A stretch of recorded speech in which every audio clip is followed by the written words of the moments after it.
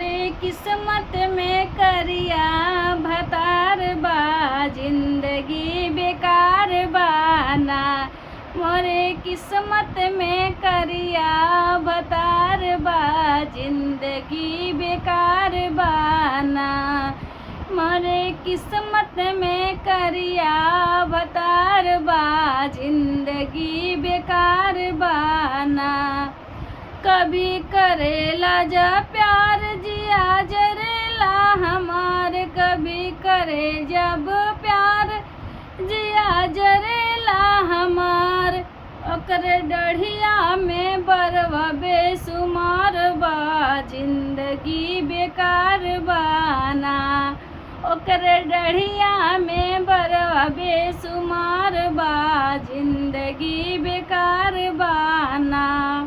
मोरे किस्मत में करिया भतार बा, जिंदगी बेकार बाना।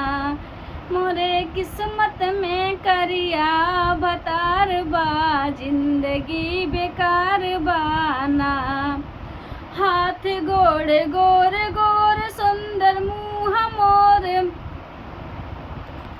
हाथ गोड़ गोर गोर सुंदर मुँह बाटे मोर। हाथ गोड़ गोर गोर सुंदर मुँह बाटे मोर। हमरे मुँह के आगे ओकर मुँह नाय बा, जिंदगी बेकार बाना। हमरे मुँह के आगे ओकर मुँह नाय बा, जिंदगी बेकार बाना। हमरे किस्मत में करिया भतार बा, जिंदगी बेकार बाना। मोरे किस्मत में करिया भतार बा, जिंदगी बेकार बाना। पढ़े लिखे नाही आवे न तो गावे बजावे, पढ़े लिखे नाही आवे न तो गावे बजावे। बातचीत में नाही होशियार बा, जिंदगी बेकार बाना। बातचीत में नाही होशियार बा, जिंदगी बेकार बाना। मोरे किस्मत में करिया भतार बा, जिंदगी बेकार बाना।